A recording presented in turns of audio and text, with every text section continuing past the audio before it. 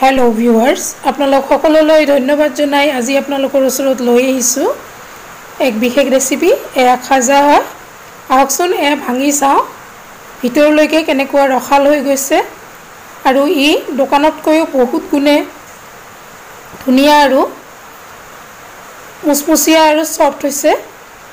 আহকচোন আমি এয়া প্ৰস্তুত কৰো এয়া গজাগিটা দেখিবলৈ যিমান ধুনিয়া খাবলৈ হিমানে টেস্টি হৈছে এয়া লৈ লৈছো মই 2 কাপ আটা তাতে দি দিছো জুখমতে নিমখ আৰু অকমান তেল দি মই এয়া ময়দাখিনি ধুনিয়াকে প্ৰথমতে হাতেৰে হানি লৈ আছো এয়া হাতেৰে হানা হোৱাৰ পিছত অকন পানী দি ইয়াৰ ডো বনাই লৈ আছো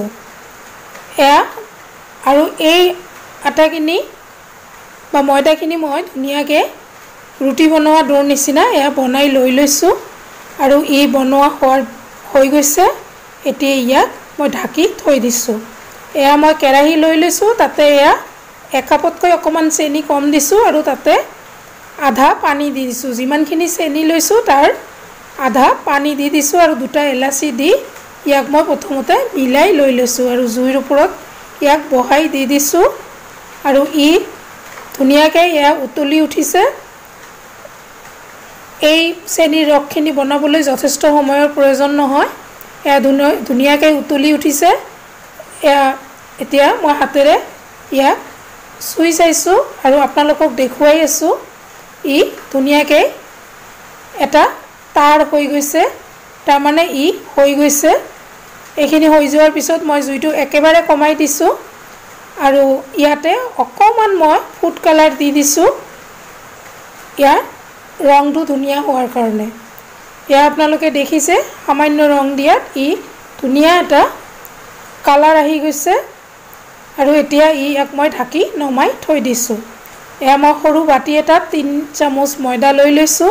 আৰু লৈ তাতে তেল দি ধুনিয়াকে ইয়াৰ এটা পেষ্ট বনাই লৈ আছো আৰু তেলখিনি মই একেবাৰে দিয়া নাই অলপকৈ দি ইয়া যিখিনি মই পেষ্ট বনাই লৈ আছো এখিনি মই আঠলুৱাকে বনাই লৈ লৈছো এয়া মই ডোটো লৈ লৈছো ৰুটি বেলা পিৰাত আৰু ইয়াক সৰু সৰু টুকুৰাকে মই কাটি লৈ আছো এয়া কাটা হৈ গৈছে 6 পিস হৈছে যদিও মোৰ 5 পিসৰহে দৰকাৰ হ'ব এয়া প্ৰথমতে মই ৰুটি বেলি লৈ আছো এয়া মই এটা ৰুটি আপোনালোকক বেলা দেখাই আছো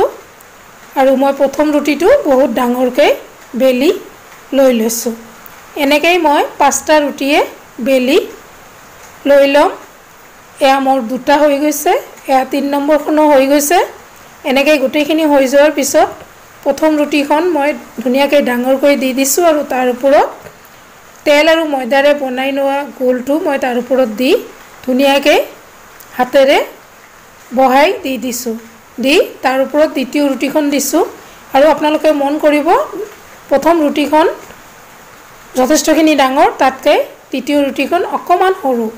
দিয়াৰ পিছত তাৰ ওপৰত আকৌ মই তেল আৰু ময়দাৰ গুলখিনি ধুনিয়াকৈ মিলাই বহাই দি আছো এয়া দ্বিতীয়খন বহোৱা হোৱাৰ পিছত 3 নম্বৰখনো বহাই দিছো এতিয়া 2 নম্বৰ আৰু 3 নম্বৰ ৰুটি এইবিলাক সমান আছে আৰু 2 নম্বৰ ৰুটিখনৰ ওপৰতো মই এয়া দি দিছো ময়দা আৰু তেলৰ গোলখিনি 3 নম্বৰখন দিয়াৰ পিছত এয়া 4 নম্বৰ ৰুটিখনো দিছো তাৰ ওপৰতো এয়া মই ধুনিয়াকৈ এয়া পেষ্টখিনি দি আকৌ দি দিছো আৰু এয়া 5 নম্বৰ ৰুটিখন মই ওপৰত বহাই দি দিছো এয়া বহোৱা হৈ গৈছে মই তাৰ ওপৰতো অকমান এয়া তেল আৰু ময়দাৰ গোলখিনি দি দিছো আৰু দিয়াৰ পিছত যেতিয়া হৈ আহিছে এয়া মই ধুনিয়াকৈ ৰোল এটা লাহে লাহে বনাই লৈছো আৰু বহুত টাইটকৈ দিছো যাতে ই খোল খাই না যায় বনাই দিয়াৰ পিছত এয়া ৰোলটো মই অকমান হাতেৰে ধুনিয়াকৈ বেলি লৈছো যাতে ইয়াৰ জইনটো খুলি না যায় দিয়াৰ পিছত ধুনিয়াকৈ ইয়াক চেপেটা কৰি দি মই ইয়াক এটা খাজাৰ আকৃতিত ইয়াৰ শেপটো কাটি লৈ আছো এয়া দেখিছে আপোনালোকে যথেষ্টখিনি হৈছে মই প্ৰথমতে ইয়াক সমান কৰি দিছো তাৰ পিছত ইয়াক অকমান ইয়াক চেপেটা কৰি দীঘলকৈ লৈ লৈছোঁ। এনেকৈ মোৰ 8 পিচ এয়া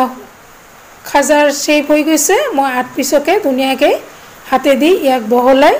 আৰু চেপেটাকৈ বনাই লৈ আছোঁ। এয়া যথেষ্টখিনি ধুনীয়া হৈ গৈছে, গোটেইখিনি মোৰ হৈ গৈছে। এয়া মই এতিয়া ইয়াক কাঁহী এখনত উঠাই লৈ ল'ম। এয়া কাঁহীত উঠোৱাৰ পিছতো মই হাতেৰে ইয়াক অকণমান বহলাই দি দিছোঁ। ইয়াৰ কেৰাহী বহাই দিছোঁ, তেল দি দিছোঁ আৰু তেলখিনি গৰম নহওঁতে ইয়াত মই দি দিছোঁ খাজাবিলাক এটা এটাকৈ দি মই 4টা দি দিছোঁ। তেলখিনি লাহে লাহে গৰম হৈ থাকিব আৰু এইখিনিও লাহে লাহে হৈ থাকিব। আৰু মই জুইটো দিছোঁ মজলীয়া আৰু একেবাৰে ল' ফ্লেমৰ মাজত দি ইয়াক হ'বলৈ দি দিছোঁ আৰু ই লাহে লাহে হৈ থাকিব। কাৰণ বেছি জুইত দিলে ভিতৰখন কেঁচা থকাৰ ভয় থাকে, গতিকে ইয়াক কম জুইত লাহে লাহে ইয়াক ভাজি লৈ ল'ম। এয়া চাওক ধুনীয়াকৈ ই ভিতৰবিলাক জইন হোৱা নাই, ধুনীয়াকৈ ই মেলি গৈছে আৰু লাহে লাহে ই হৈ আছে আৰু ই কালাৰ ল'বলৈ আৰম্ভ কৰিছে। ইয়াকে বুজাইছে ই হৈ অহাৰ পথত। আৰু চাওক কি ধুনীয়াকৈ প্ৰতিটো লেয়াৰ দেখা গৈছে আৰু ই ধুনীয়াকৈ হৈ আহি আছে। এই প্ৰথম বেচটো মোৰ হৈ গৈছে। এতিয়া মই ইয়াক উঠাই লৈ আছোঁ আৰু চাওক এয়া উঠাই লৈ মই চেনিৰ ৰসখিনি কুহুমীয়া গৰমত গৰম কৰি তাতে